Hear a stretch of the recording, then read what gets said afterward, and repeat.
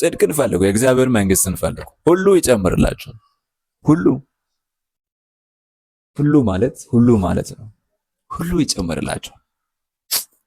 እውነት እውነታውን እኛን የሚያስጨንቅ ነገር የጽድቅ ጉዳይ ነው።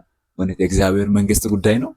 እኛ የምንጨነቀው ለቤታችን፣ ለሆዳችን፣ ለሰውነታችን።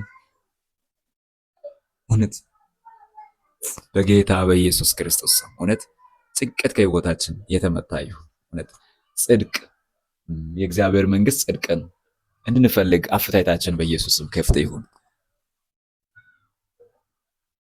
የድሮ ጴንጤዎች እኮ ይገርማሉ። እውነት ጽድቃቸው ለእግዚአብሔር መንግስት ያለ ለእግዚአብሔር ቤት ያለ ቅናት እውነት በልጅነቴ እኮ ብዙ አውቃለሁ፣ ግን አሁን ሳየው በቃ ጠረን የለም። ሰው ሁሉ የሚጨነቀው ለእግዚአብሔር ቤት ምናምን ሳይሆን ለራሱ፣ አገልጋዩም ለራሱ፣ በቃ ሁሉም ለራሱ።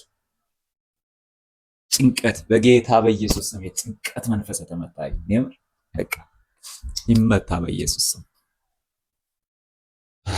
እግዚአብሔር ያዘጋጀልናል የሚያስፈልግ ነገር ሁሉ እግዚአብሔር ያመጣልናል። እግዚአብሔር አዘጋጅ አምላክ አይደል? እውነት እኮ እግዚአብሔር እኛን አይረሳንም፣ ያዘጋጅልናል። ግን አንድ ለእኛ ሰብስቦ አይሰጥም እግዚአብሔር።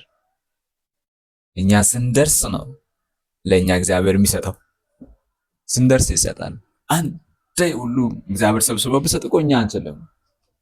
ስንደርስ እኔ አሁን ለምሳሌ ያለሁበት ወላይታ ሶዶ፣ ከዛ ወደ አዲስ አበባ ምናምን ለመሄድ ታይም ወይም ጊዜ ሲሆን የአዲስ አበባ የሚሄድበት ትራንስፖርት ለኔ ሊጠፋ ይችላል።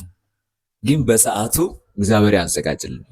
ታውቃላችሁ እስራኤላውያን ከግብፅ ሀገር ሲወጡ እኮ ለመንገዳቸው የሚሆን ነገር ይዞ ወይም ስንቅ ይዞ ውሃ ይዞ እንጀራ ይዞ ዳቦ ይዞ ስጋ ምናምን ይዞ አይደለም እኮ ወጡት። ውሃ ሲያስፈልግ በታምራት፣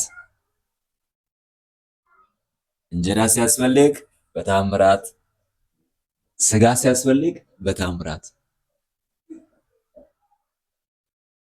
በቃ በዛ ሞመንት ላይ እግዚአብሔር ያዘጋጅላችኋል። ጌታ ምስክሬ፣ አዘጋጅ አምላክ አለላችሁ።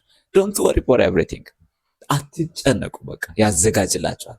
የፈለገ ነገር ይሁን፣ በቃ ከጭንቀት ወጡ፣ እስኪ ፍሬ ሆኑ በጌታ በኢየሱስ ስም እውነት። ስለዚህ ይህንን መልእክት ሼር ለማድረግ ስለፈለኩት ነው። ያዘጋጅላችኋል።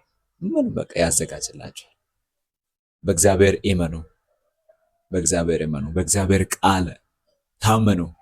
ያዘጋጅላችኋል። እግዚአብሔር በደንብ ያውቃችኋል።